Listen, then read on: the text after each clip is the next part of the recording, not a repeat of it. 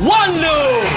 Wanlu, you have just made it to the Hall of Fame of Talentadong Pinoy by winning 5 weeks in a row dito sa Talentadong Pinoy. Congratulations. Ito, 50,000 pesos, pang-kompleto. Well, siyempre, tuwang-tuwa ako, no? Dahil unang ventriloquist na naging Hall of Famer, although marami nang nagsubok. Dumami yung racket, na dumami yung trabaho, maraming gustong kumuha sa'yo ngayon. Although hindi ko naman matanggap yung sikat, ano, kahit papano siguro, pero laging may kulang eh. Laging may kulang. Mami, magandang hapon po. Ipapakita ko po sana yung grade ko po sa test. Sigurado po ako matutuwa kayo. Mamaya na. Marami pa akong ginagawa. Ma? Ma? Nestor! Pinagdala ko yung paborito nyo. Naku, anak! Naku, mabuti na po siya. Naku, anak ko. Meron kasi kaming inasikaso na papel sa opisina. Eh, malapit lang dito. Kaya naisip ko, dumaan at idaan na lang itong pasalubong sa inyo. Ganun ba? Sa akin to? Oo, talaga naman. Hindi ko pa yung makakalimutan, ano? Anak, miss na Kaya miss kita. mapapalapit ako rito. Pa, syempre. Paborito ko to. Alam ko yung regular ambience ng bahay, tapos biglang mag-iiba pag dumadating yung mga kapatid ko. Te, Mare, kumusta na? Makakakain ba kayo? Bago na naman yung pinsin. Ma, game ako na lang kayo. Tita Filomena at Tita Enrique? Nagulat nga din ako. Matanda na si Tita Pilomena mo para magbuntis. Mapagkakamala na nga po nila yan si Wancho. Oh, anak, bakit ano nangyari? Pakainin mo yan, ha? Juancho? Perwisyo ka talagang bata, ha? Halika nga dito. Naglalaro po kami, hindi ko po sinasadya. Sorry na po. Anong sorry? Ikaw tong nakakatanda sa kanila? Ikaw ang nakakasakit. Ano ka ba? Hindi ka nag-iingat. Sorry na po. Filomena, aksidente nangyari. Hindi sinasadya ni Juancho. Alam mo, hirap sa'yo. Kaya lumalaki ang ulo ng anak mo. Lagi mong kinukonsinte. Mabuti pa pumasok ka na lang sa kwarto mo, nakakahiya ka. Ano ba? Ha? Hindi ka ba titigil? Anong gusto mo? Pangalandakan ko rito yung kahihiyang ko? Tama na. Akala ko ba hindi na natin pag-uusapan yun? Pasensya ka na, ha? Kung minsan talagang mahirap kalimutan yung...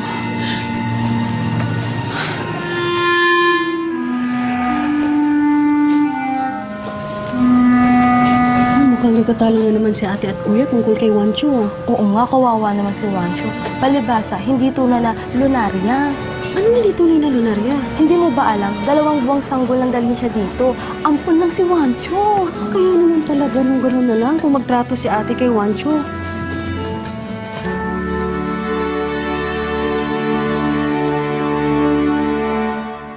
Kung ang buhay lang sana natin ay tulad ng isang mahika, na sa isang iglap ay kayang mapaglaho ang mga hapdi ng damdamin, na sa isang kumpas ay magagawang mabuo ang buhay na maraming patlang ng katanungan. Marahil ay maiibsan ang kalungkutang nararamdaman ng mga taong nangungulila. Magandang gabi po sa inyong lahat, mga kapatid. Ako po si Christy Fermin at ito ang inyong Real Confessions. Ngayong gabi po ay sama-sama nating tunghayan ang kwento ng buhay ni Juancho Lunaria na mas kilala sa taguring Wanlu. Samahan po natin siya sa kanyang kakaibang biyahe ng buhay, ang paghanap sa kanyang tunay na ina. Dito po sa kwentong pinamagatang, Tinig ng Pangungulila. Alam ko na kagad eh, naniwala kagad ako dun sa narinig ko eh. As a matter of fact, nung narinig ko yun, naano ko kagad, kaya pala ganito. Kaya pala ganito ang treatment sa akin. Yun nga. Mukhang wala kang ganang maging sayo, ah. Ha, Juancho? Ayaw mo na ba ng kickboxing lesson? Di po, Dad. Gusto ko nga po dun eh. Mababait yung mga tao. Hindi katulad dito sa bahay. Hindi tulad ni Mami. Lagi na lang siyang galit sa akin. Dad, mahal niyo po ba ako? Ano ba yan? Pinag-uusapan pa ba yan? Siyempre, mahal kita. Ha?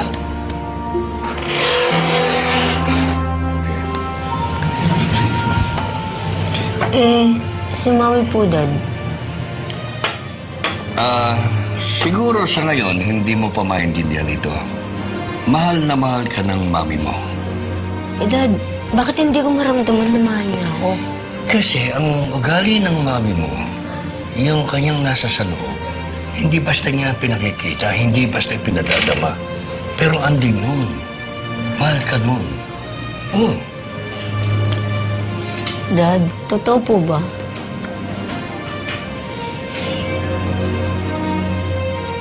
Pag mag-isa ako, madalas kong kausapin yung sarili ko. Pero alam mo naman ang bata, di ba? Mas madali niya ma-visualize na may kausap siya pag meron siyang laruan. Pancho, bakit po malungkot?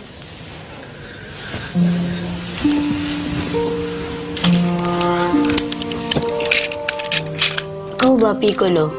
Ampun ka rin? Hindi ah. Ang daddy ko, abogado. Ang mami ko, doktor. Totoo ba yan? Oo naman. Ikaw lang naman ng ampun, Juancho. Putok sa singaw. Ano ba ang tawag? Sorry, Juancho. Kala ko nagbibiro ng tayo. Huwag ka nang malungkot.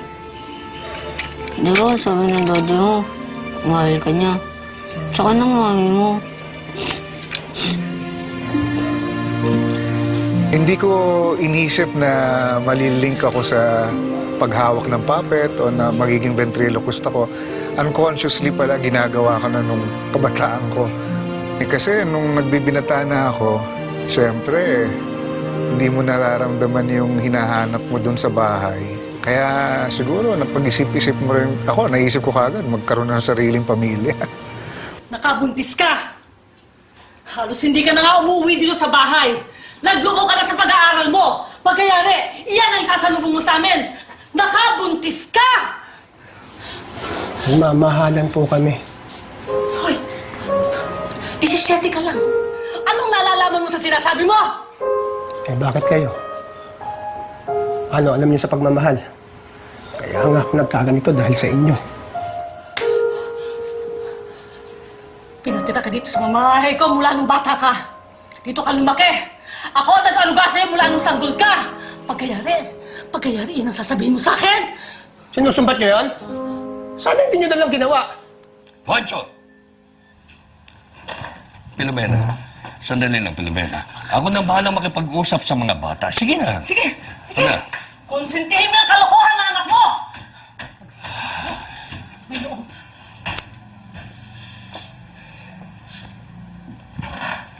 Juancho, malaking problema ang pinasok ninyo. Gusto ko lang po sana kasi magkaroon ng sarili kong pamilya. Juancho, may pamilya ka. Kami ang pamilya mo. Isa kang lunarya. Ano pang pamilya hanap mo? Yung pong pamilyang sariling akin. Yung pong masasabi kong parte ako. Ano ba ang pinagsasasabi mo, Juancho? Bahagi ka ng pamilyang ito. Papatunayan ko sa'yo. Tutulungan kitang makabangon, makatayo sa problemang pinasok ninyo. Isang bagay lamang ang aking hihilingin sa'yo. Huwag na huwag mong babanggitin na hindi ka bahagi ng pamilyang ito. Naintindihan mo? Opo. Alam mo yung dad ko, all-out support sa akin. Kasi ako nga yung bunso, lumalabas. So para may paramdam niya na hindi ka iba. Yun nga, pinagpatayo niya ako ng martial arts gym. Tol, swerte ka, no? Bait ng daddy mo sa'yo. Tinulungan kang buksan yung gym. Oo nga eh.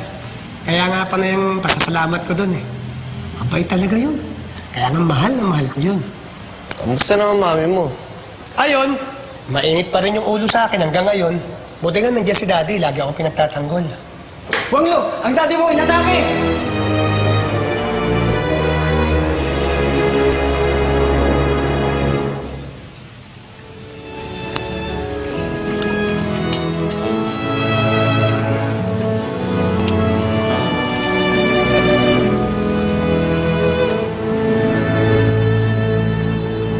Ang buhay man ay maaari.